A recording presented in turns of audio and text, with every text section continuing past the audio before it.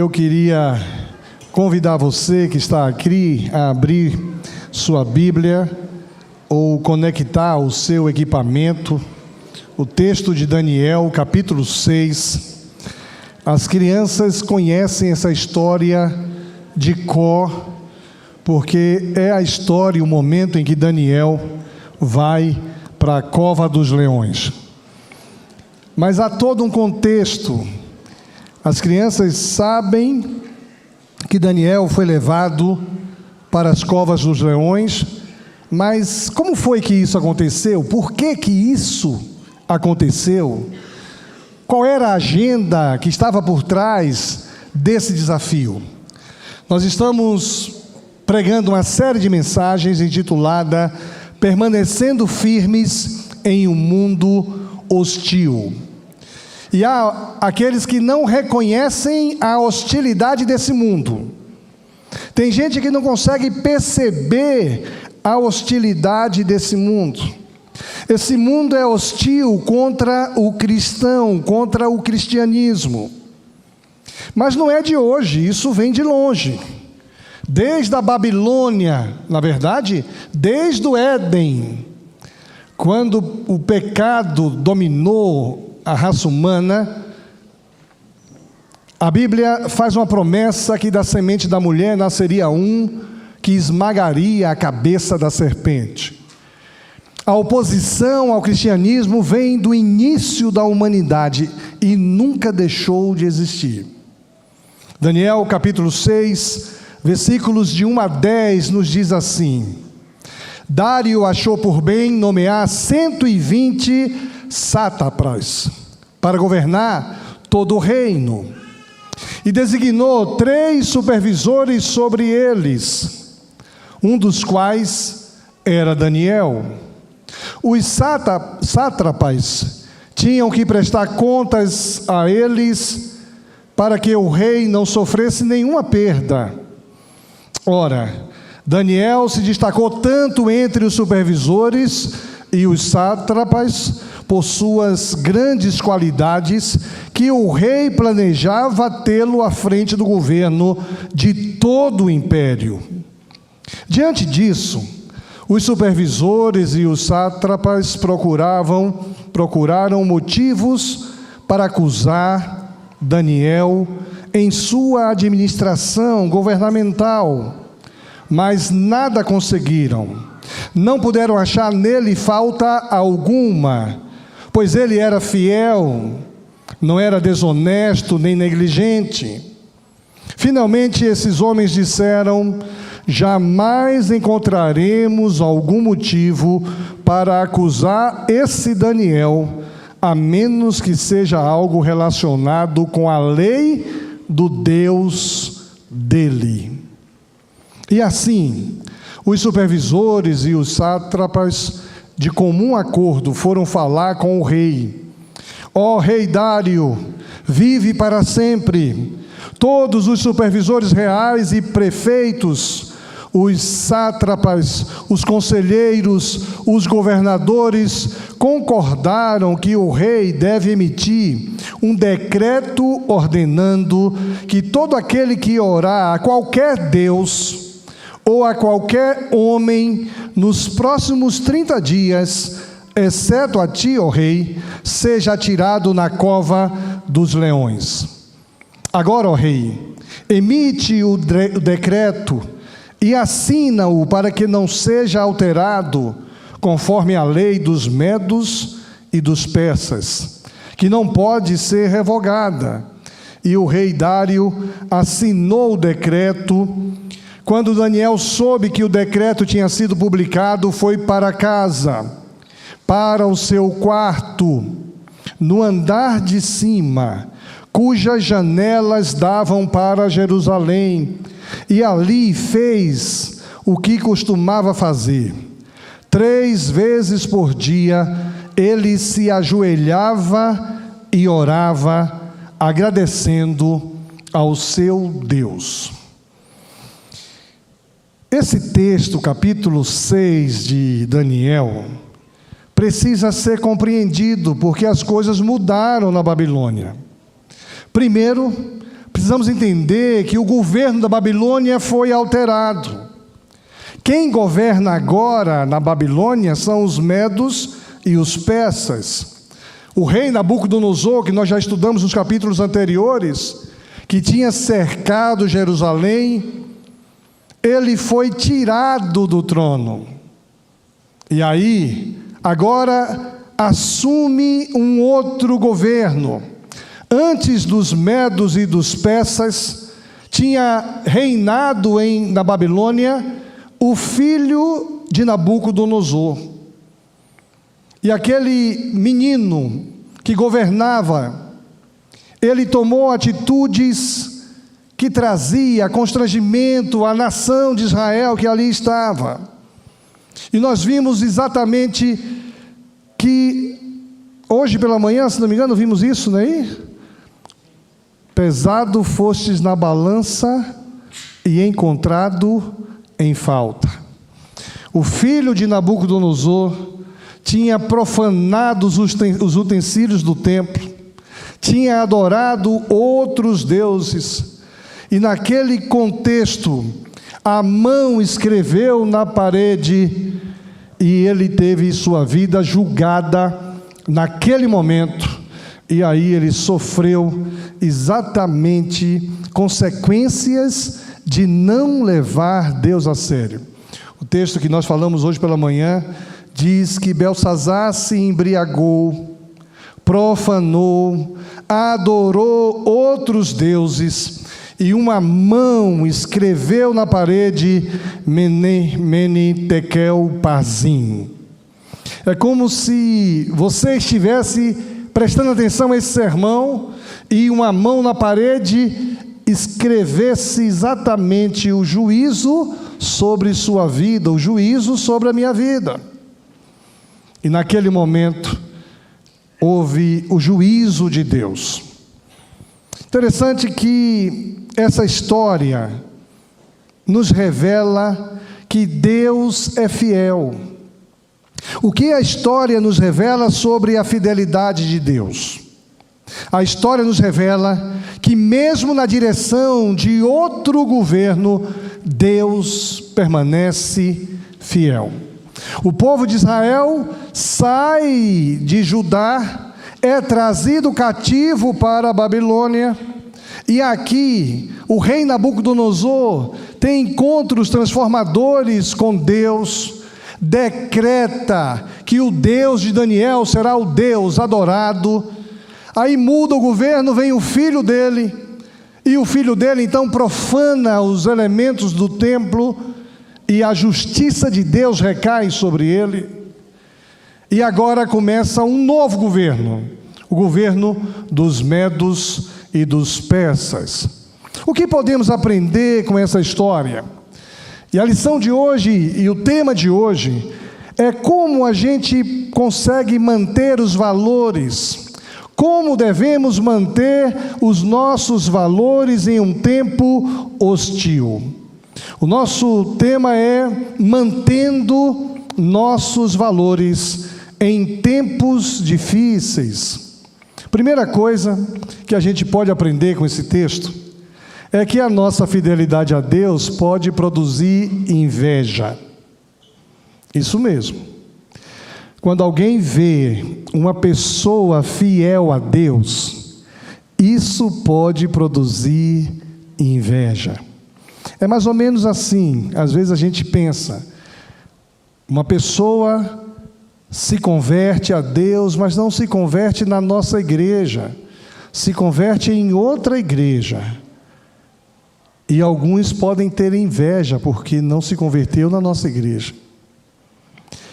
Um crente carnal, um crente não espiritual, ele tem inveja de um crente espiritual, dedicado, consagrado. Aqueles que têm uma outra religião, quando conhece ver alguém da religião cristã, ele tem inveja da devoção, da seriedade, da maneira com que Deus abençoa a vida dele. O versículo 11 diz que então aqueles homens foram investigar e encontraram Daniel orando, pedindo ajuda a Deus. e foram logo falar com o rei acerca do decreto real. Tu não publicaste um decreto ordenando que nestes 30 dias todo aquele que fizer algum pedido a qualquer Deus ou qualquer homem, exceto a ti, ó rei, será lançado na cova dos leões?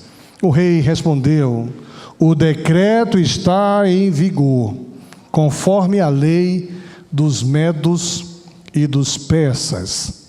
Esta lei não pode ser mudada, não pode ser revogada. Então disseram ao rei: Daniel, um dos exilados de Judá, não te dá ouvidos, ó rei, nem ao decreto que assinaste. Ele continua orando 3 vezes por dia. Mas os homens lhe disseram: lembra-te, ó rei, de que, segundo a lei dos medos e dos persas, nenhum decreto ou édito do rei pode ser modificado. Então o rei deu ordens a eles e trouxeram Daniel e jogaram Daniel na cova dos leões. Interessante que Daniel, conforme lemos, era para ser o primeiro-ministro da Babilônia. Daniel era para ser o homem mais importante depois do rei. É como se no Brasil, depois do presidente da República, Daniel fosse o homem que governava, seria o chefe da Casa Civil, o que tem autoridade sobre os demais ministros. Daniel seria o homem mais importante do reino, mas isso gerou ciúme nos outros governantes. E essa inveja, a inveja é um sentimento que domina o coração de muita gente. Dificilmente a gente vê alguém admitir que é invejoso. Tem algum invejoso aqui? Levanta a mão para eu saber. Uma invejosa foi levantar a mão, a mãe baixou. A filha baixou, eu vi. Eu sou ligeiro. Um dia uma pessoa marcou um gabinete comigo, entrou no gabinete e disse assim: pastor, eu vim aqui para o senhor me ajudar. Eu falei: diga, querido, o que foi que houve? Eu sofro de um mal muito ruim. Eu disse: é mesmo? Disse: eu sou invejosa. Eu falei: você é invejosa? É, mas eu tenho inveja de fulana. Essa pessoa não era invejosa de várias pessoas, mas de uma pessoa específica. É como alguém diz assim: eu estou com inveja da Leila, porque a Leila agora é bisavó, e nem está caindo nos pedaços. É uma bisa enxuta, cheia de vida, e eu só sou avó aqui, estou com dor aqui, dor ali. Essa pessoa disse para mim assim: olha, eu tenho inveja de fulana. Eu achei aquilo maravilhoso, sabia? Porque dificilmente o invejoso assume que é invejoso, Maria. Dificilmente. E quando ela assumiu e disse que era e tinha inveja de fulana, ficou mais fácil de a gente tratar, de a gente abençoar, de a gente cuidar. A inveja é um sentimento que domina o coração de pessoas que não têm temor ao Senhor. Quando mantemos nossos valores, nós vamos ter que aprender a lidar com pessoas invejosas. Entre os 3 príncipes e 120 governadores, Daniel se destaca porque ele era um líder e nele havia o Espírito do Senhor.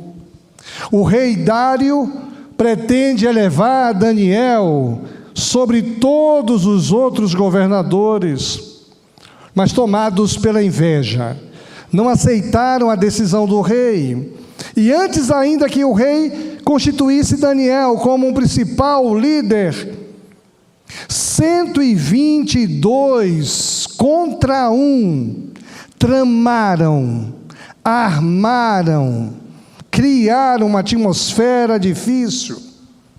Mas quando nós permanecemos fiéis, podem se juntar 120 Ou até o que diz o Salmo: 1000 cairão do nosso lado e 10.000 cairão à nossa direita, mas nós não seremos atingidos se formos fiéis ao Senhor.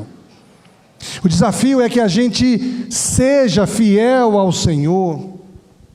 Tentaram de todas as formas, de todas as maneiras.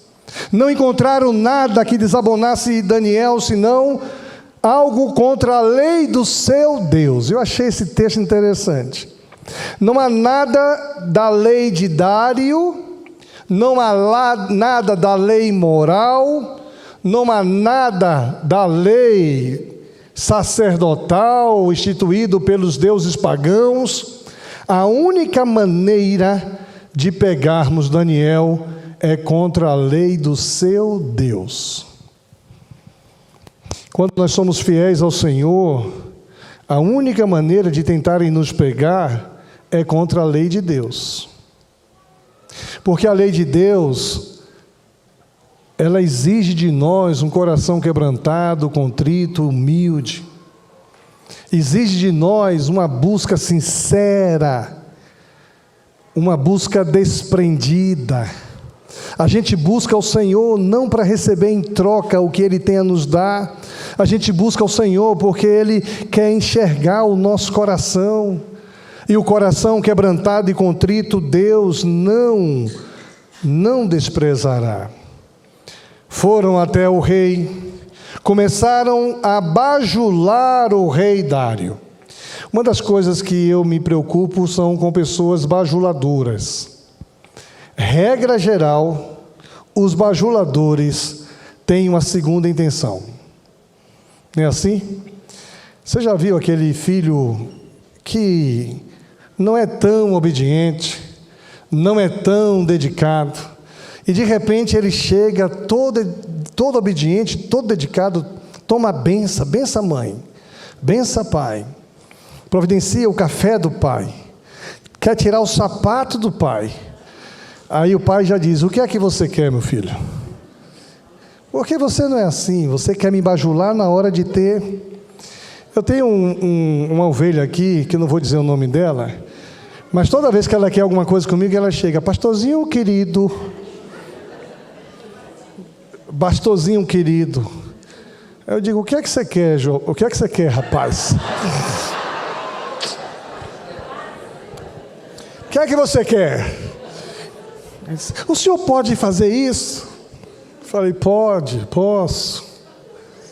Mas da vez quando passa também, não dá nem bom dia. Esse é o normal do sujeito, né? A bajulação é algo que mexe com as pessoas, mas na verdade, bajulação é algo que não condiz com a vida cristã.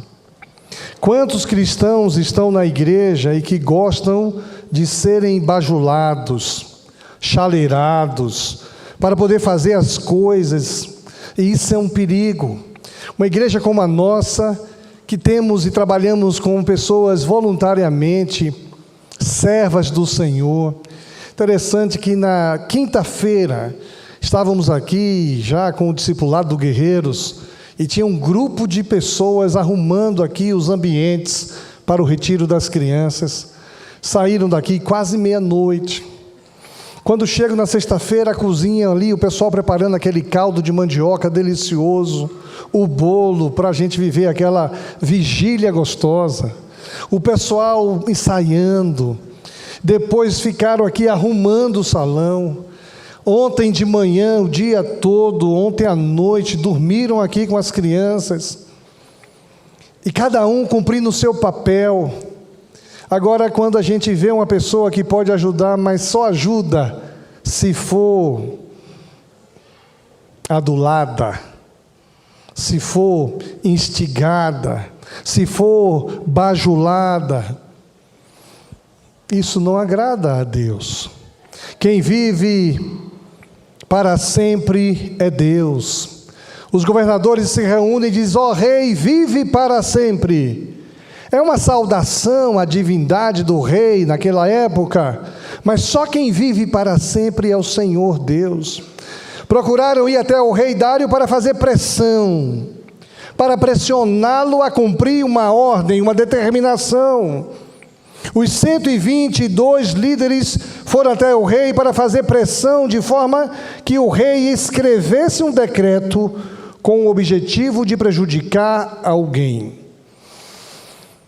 De vez em quando a gente vive situações assim também. Determinados cenários são armados para prejudicar alguém. Jesus tinha onisciência, Jesus sabia.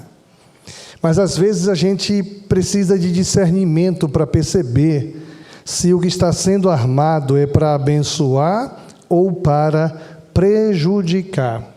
Sempre que um cristão age porque as pessoas estão lhe pressionando, algo termina errado.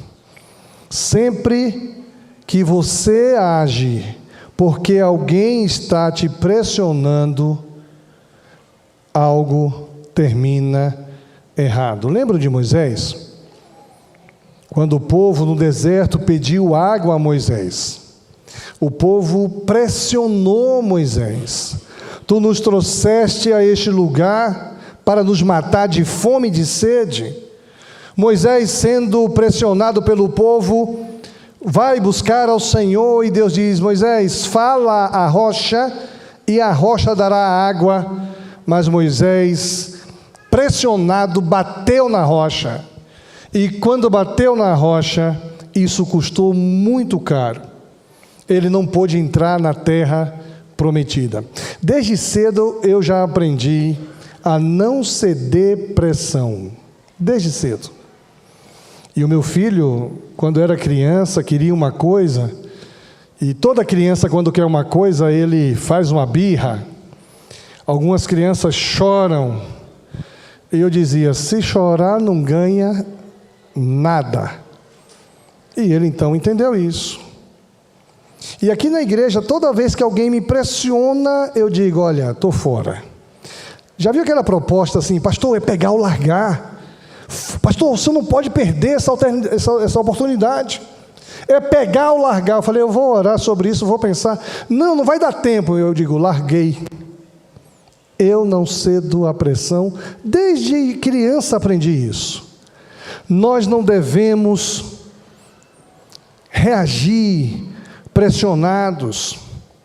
O rei Dário, pressionado pelos seus governantes, comete um grande erro. E esse erro faz com que ele deixe de dormir. Ele passou a perder noite de sono, preocupado com Daniel. Primeira coisa que a gente precisa entender, que devemos nos manter firmes em nossos valores, ainda que tenhamos de lidar com pessoas invejosas, ainda que tenhamos que lidar com calúnias, ainda que tenhamos que lidar com pressão, vamos nos manter fiéis aos nossos valores. Segunda coisa, nós aprendemos com essa história que a nossa fidelidade a Deus, além de produzir inveja nos outros, a nossa fidelidade a Deus pode produzir sofrimento. Eu não sei se você já sofreu alguma vez por ser cristão, por ser fiel a Deus. Você tem uma oportunidade de ter seu sofrimento aliviado. Você tem a oportunidade de tirar vantagem de uma situação, mas você é fiel ao Senhor, e isso pode produzir sofrimento, pagar o preço. Você começa a pensar naquilo que Deus espera de você. Quando Daniel soube, versículo 10, que o decreto tinha sido publicado, ele não foi procurar o rei Dário. Interessante observar que Daniel foi para casa, para o seu quarto no andar de cima, cujas janelas davam para Jerusalém, e ali ele fez o que costumava fazer: ele se ajoelhava e orava agradecendo ao seu Deus. Esse texto nos estimula a mantermos nossos valores, ainda que tenhamos que sofrer. Parece que a trama que está sendo feita está dando certo. Parece que o que armaram contra Daniel vai dar certo. Daniel, ao invés de se defender, Daniel toma 4 atitudes. Daniel entra na sua casa. A nossa casa deve ser o melhor lugar para podermos enfrentar os adversários. Ao invés de eu ir para a rua enfrentar os adversários, eu venho para casa e dobro meus joelhos em casa. Daniel entra no seu quarto. Não tem lugar melhor de se estar nos momentos das adversidades, senão o nosso quarto. O nosso quarto é um quarto seguro. Nos sentimos protegidos ali. Daniel manteve as janelas da oração abertas em direção a Jerusalém. Ele fazia isso o tempo todo. Ele orava 3 vezes ao dia nos momentos da adversidade. No momento da dificuldade, a melhor coisa a fazer é orar. Eu já falei para vocês que eu tenho o hábito de orar de joelhos 2 vezes por dia. Quando acordo e quando vou dormir. Mas olhando para esse texto, eu tentei incluir 3 vezes, igual Daniel. Mas não consegui ainda, porque meio-dia eu estou em cada lugar. Imagine se eu estou aqui em uma reunião, toco o despertador, gente, é hora de oração, vou dobrar o meu joelho. Eu tive um amigo que fazia isso. O meu amigo era goleiro. Quando eu era junior, jogava futebol e jogava bem. Você não sabia, você não era junior comigo? Como é que você está tossindo aí? Sua carta ainda não chegou, viu, rapaz? E eu jogava futebol e tinha um camarada que era goleiro. Pense em um goleiro bom. O cara pegava tudo. Só que ele tinha um problema. Ele estava aqui, de repente ele parava, se ajoelhava e começava a orar. E não importa se estava na hora do jogo, se o adversário vinha, e o adversário vinha, era o ataque do time adversário, ele parava, se ajoelhava e começava a orar. Aí o pessoal chutava, a bola entrava. Então ele era o melhor goleiro, mas ninguém queria ele do nosso lado porque ele vivia orando. Agora hoje eu queria ele do meu lado aqui. Agora, Daniel orava 3 vezes ao dia e orava com a janela aberta.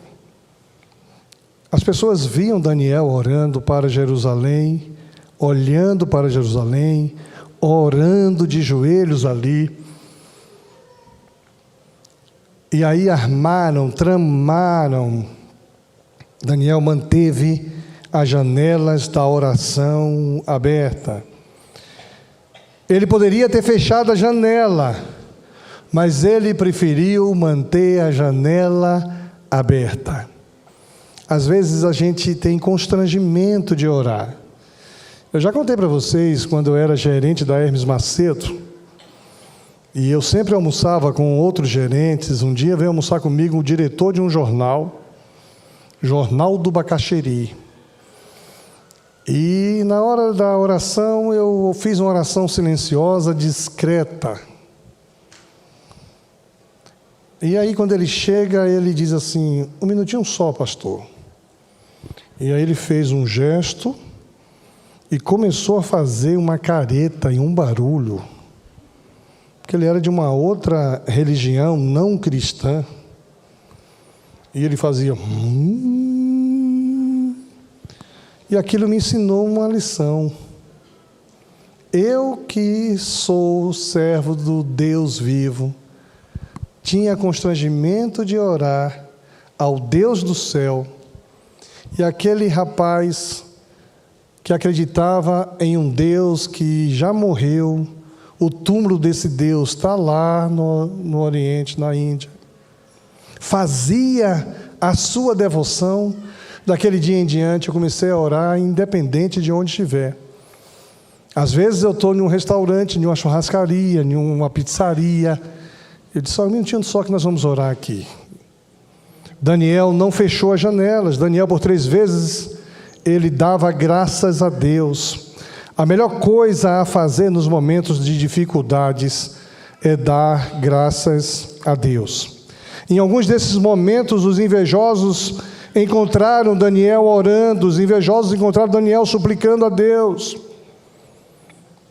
Aí os adversários de Daniel tiveram 3 atitudes. Eles fazem o rei se lembrar do decreto, eles difamam Daniel. Ele tem feito descaso de ti, disseram eles. Eles acusam Daniel de fazer descaso do decreto do rei. E quando a loucura nos arrodeia, nós devemos buscar a Deus em oração. Nossa fidelidade a Deus pode produzir inveja nas pessoas, mas a nossa fidelidade a Deus pode produzir também sofrimento, perseguição, chacota, mentiras, injúrias, difamação. Eu tenho 58 anos de idade e eu já sofri tanta difamação por ser cristão. Simplesmente por ser cristão. Isso só me fez me dedicar ainda mais ao Senhor. E nós vamos ser perseguidos. Ele é crente, crente não bebe. Ele é crente, crente não dança. Ele é crente, crente não faz isso. E eu dizia, não faço mesmo não, porque eu temo ao meu Deus. A minha preocupação é que alguns crentes hoje estão assumindo a forma do mundo. Tem crente que faz tudo o que um não crente não faz.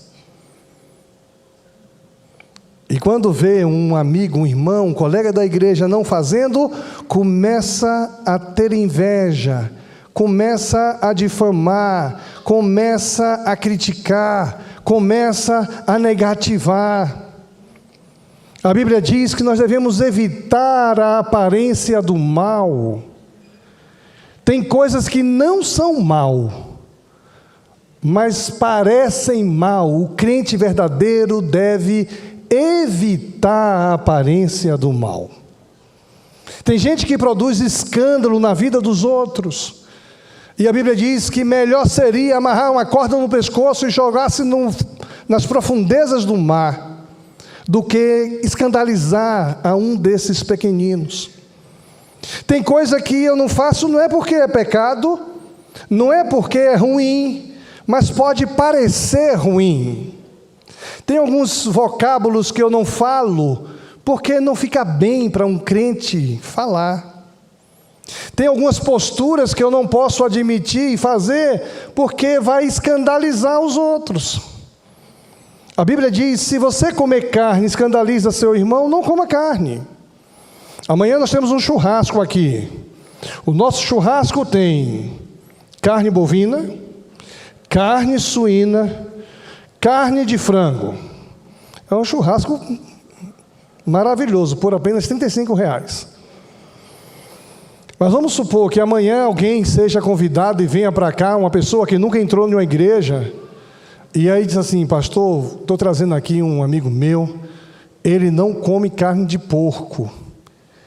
Aí eu vou decretar, não como o rei Dário, e nem na lei dos medos e dos persas, mas na segunda-feira que vem não terá carne suína, para não escandalizar. Não tem nada demais comermos a carne suína, mas se isso escandaliza seu irmão, não coma carne suína. Eu me lembro de uma mulher que foi missionária em um país, e naquele país, tomar suco de limão, tomar limão, comunicava a ideia de aborto. E essa missionária fazia uma relação extraordinária de amizade com as mulheres da cidade, convidou as mulheres para sua casa, e naquele dia ofereceu uma jarra de suco de limão. Todo mundo se afastou, saiu dali, porque naquela comunidade o limão era abortivo. E ela não entendeu, as pessoas viravam as costas para ela, até que alguém disse: Você toma limão. Quem toma suco de limão não quer ter filhos. E quem vive sozinho e toma suco de limão é porque tem uma vida inadequada. Ela aprendeu isso, deixou de tomar suco de limão. O que a gente precisa entender é que a vida cristã vai exigir de nós que a gente assuma uma postura de favorecer, de facilitar, para que pessoas se aproximem de Deus. E isso vai causar muitas vezes sofrimento, constrangimento. Muitas vezes nós não levamos em conta as pessoas que estão ao nosso redor. Em Hebreus capítulo 12, o apóstolo que escreveu aos Hebreus diz: portanto também nós, uma vez que estamos rodeados por tão grande nuvem de testemunhas, livremo-nos de tudo o que nos atrapalha. Veja, o que nos atrapalha ainda não é pecado. Livramo-nos de tudo o que nos atrapalha e do pecado. Nem sempre o que nos atrapalha é pecado. Livremo-nos de tudo que nos atrapalha e do pecado que nos envolve. Corramos com perseverança a corrida que nos está proposta, tendo os nossos olhos fitos em Jesus, autor e consumador da nossa fé. Nós vamos deixar de fazer algumas coisas, deixando todo o embaraço, deixando a aparência do mal, deixando o que escandaliza pessoas pequenas, menores, infantis na fé, para que a gente possa correr a carreira que nos está proposta. A gente às vezes não quer servir ao Senhor em um momento de julgamento, de perseguição. A igreja cristã mais cresceu no mundo quando ela foi perseguida. A igreja cristã cresceu mais no mundo quando ela foi perseguida. E a igreja cristã decresceu quando ela própria se transforma na perseguição da justiça e da verdade. Houve uma época na era das trevas que a igreja cristã legalista, injusta, cometia injustiça contra os pequenos. Isso não está longe de nós, quando nós, no legalismo, julgamos e cometemos injustiça com pessoas que precisam da graça de Deus. Muitas vezes, em ambientes religiosos, nós julgamos aqueles que entram precisando da graça e do conhecimento de Deus. Interessante que a nossa fidelidade a Deus, ela garante que nós seremos libertos. Nossa fidelidade a Deus produz livramento. Versículo 16, então o rei deu ordens, e eles trouxeram Daniel e jogaram na cova dos leões.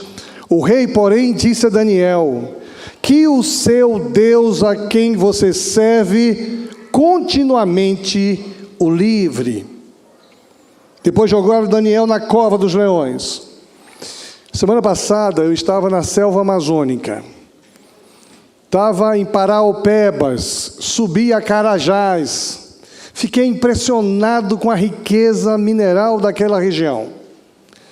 A usina de Carajás, que é a maior usina exploradora de minérios a céu aberto do mundo, estava ali. Cada caminhão maior do que esse templo, caminhão que carrega de uma vez só 400 toneladas. A parte de baixo do pneu do caminhão, sabe que tem a roda? O chão e a roda, eu que tenho 1,80 m, com a mão levantada assim, que devo ter aqui uns 2,10 m, não segurava na roda do caminhão, na parte de baixo. Só o pneu. Caminhão fora de estrada, que é o nome daquele negócio. Aquele caminhão não para um minuto. Ele é operado por computador na sala de comando. Um minuto daquele caminhão parado produz um prejuízo de milhões de reais. E ali tem todo um sistema de tirar riqueza da região amazônica, mandar para a China, e nós brasileiros nem imaginamos o que é isso. Fiquei chateado, fui subir a Serra dos Carajás, eu tinha que apresentar uma carteira de identidade, enfrentar uma fila. Não há livre trânsito no território brasileiro. Absurdo isso. Mas eu descobri que tem uma outra usina lá, eu nem sei dizer o nome, 11D13, um negócio assim, que tem o minério mais rico do mundo. Isso não é divulgado, o Brasil não conhece isso. E tudo isso já não é mais nosso. Tudo isso é de fora. Agora, por que eu vim contar essa história, né?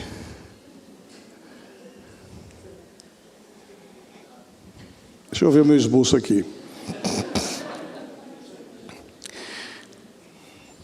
Assim, aí eu fui no zoológico.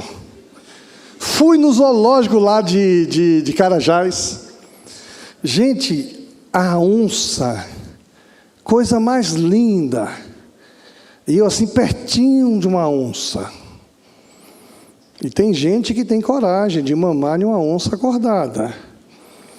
E aí a onça se mexia.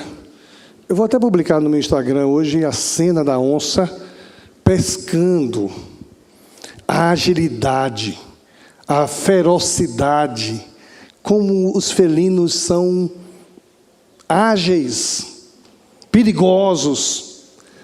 E aí Daniel tinha que fazer uma escolha: ou cultuava a Deus, continuava orando ao Senhor, ou seria lançado na cova dos leões. Gente, entre eu e os felinos ali, haviam 3 proteções, 3 cercas. Porque se por alguma razão eles passassem de uma, ficavam na outra. Mas o texto diz que jogaram Daniel na cova, versículo 17, tamparam a cova com uma pedra, e o rei selou com o seu anel de nobres, para que a decisão dele pudesse ser mantida. Tendo voltado ao palácio, o rei passou a noite sem comer e não aceitou nenhum divertimento em sua presença. Além disso, não conseguiu dormir. E logo de manhã o rei se levantou e correu para a cova dos leões para ver se Daniel estava vivo. Quando ia se aproximando da cova, chamou Daniel com voz que revelava aflição: Daniel, servo do Deus vivo, será que o seu Deus, a quem você serve continuamente, pôde livrá-lo dos leões? Daniel responde: o meu Deus enviou o seu anjo, que fechou a boca do leão. O meu Deus mandou um anjo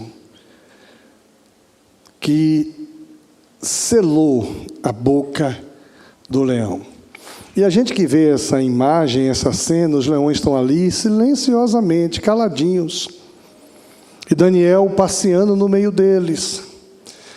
O rei ficou furioso porque foi obrigado, foi pressionado a agir desse jeito. E a Bíblia diz que o rei, versículo 24, por ordem do rei, os homens que tinham acusado Daniel foram atirados na cova dos leões, junto com as suas mulheres e seus filhos. E antes de chegarem ao fundo, os leões os atacaram e despedaçaram todos os seus ossos. E aí o rei faz um novo decreto: a partir de hoje, todo mundo, estou editando um decreto para que, em todos os domínios do império, os homens temam e reverenciem o Deus de Daniel, pois ele é o Deus vivo e permanece para sempre. O seu reino não será destruído, o seu domínio jamais acabará.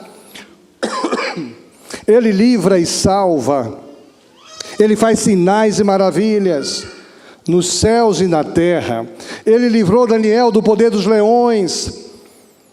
E o versículo 28 diz que assim Daniel prosperou durante reinados, os reinados de Dário e de Ciro o Pérsia.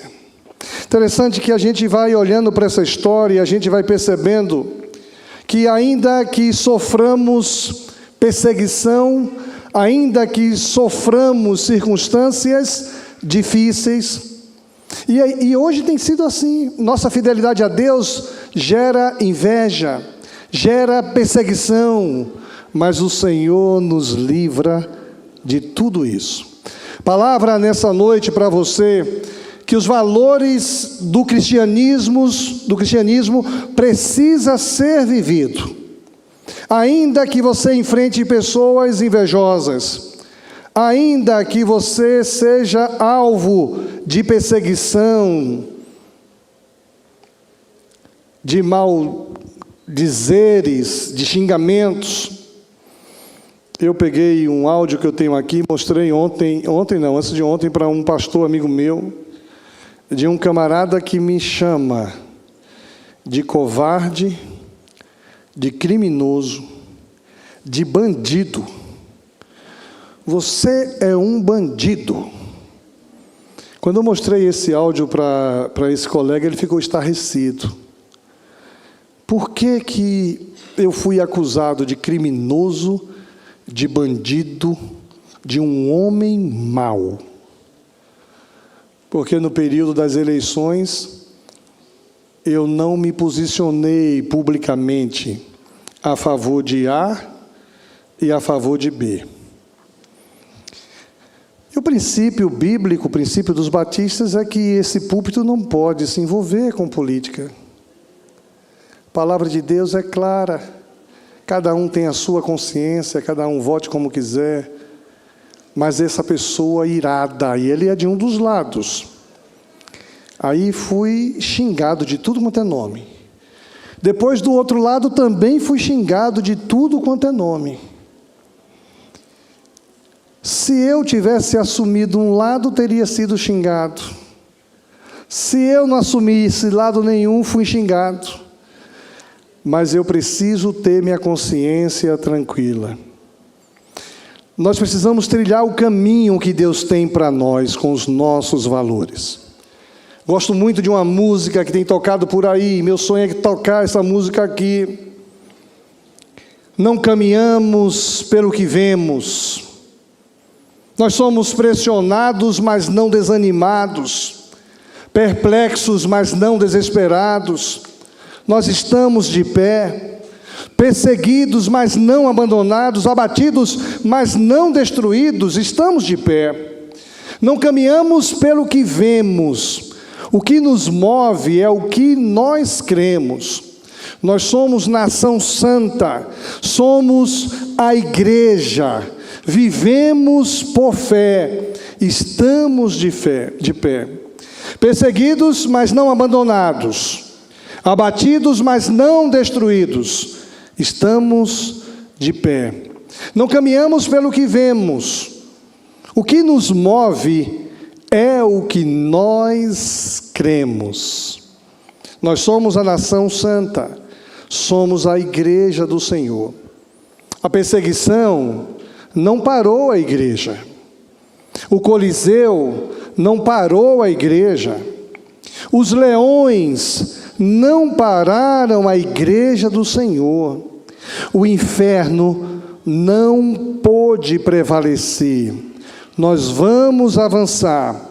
Não vamos parar de crescer, porque ninguém pode parar a igreja do Senhor. A igreja do Senhor é uma igreja que marcha, enfrentando inveja, perseguição, maltrato. Antigamente, aqui nessa igreja, a gente tinha uma experiência muito ruim de receber ovo. Quem é mais antigo lembra disso. Tínhamos vizinhos que jogavam ovo aqui. Tínhamos vizinhos que jogavam pedra aqui. Nós começamos a orar pelos vizinhos. Aí teve um que Deus tirou, levou para longe. Aí começa tudo de novo, vem um outro vizinho. E de repente, ovo jogado aqui. Se a janela tivesse aberta como está aí, entrava aqui o ovo. Nunca entrou, graças a Deus. E a gente começou a orar por aquele vizinho. Aí um dia chamaram a polícia para esse vizinho. E esse vizinho veio se aconselhar comigo. E eu então comecei a fazer um estudo bíblico com esse vizinho. Estudou a Bíblia comigo.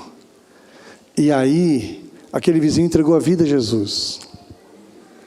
Hoje ele é membro de uma igreja batista em Ponta Grossa. Mas a gente sofreu pedrada, sofreu ovo. Tem um vizinho agora que eu quero descobrir quem é, que fica botando lixo naquela esquina ali, ó. Vou canalizar a câmera para filmar. E aí eu vou dizer, vizinho, não jogue mais ali não, você me avisa que eu mando pegar e botar lá atrás. Quando a gente sabe que a gente vai sofrer perseguição, maus tratos, mas a gente entende que o nosso Deus é maior do que tudo, a gente trilha e vive os valores do reino de Deus. Quero descobrir quem é esse vizinho, vou fazer uma visita a ele. Quero abençoar a vida dele. Não vou reclamar, não. E se ele quiser, eu mando buscar, todo dia que o carro passar, o lixo dele. Daniel não deixou de orar enquanto era ameaçado. A pergunta que eu faço para você hoje é: você tem vivido os valores do reino de Deus como Deus espera que você viva? Quais são as áreas da sua vida que você parece se conformar com os valores desse mundo? Você tem medo de quê? Bem-aventurados sois vós quando perseguidos por amor da justiça. A cova dos leões nos ensina a sermos fiéis ao Senhor, ainda que a nossa vida corra perigo. Que você não precise enfrentar ameaças de morte para assumir sua fé em Cristo Jesus. Vivemos em um mundo hostil. Precisamos enfrentar esse tempo, confiando no Senhor, descansando no Senhor e acreditando no poder do Senhor. Que Deus nos abençoe.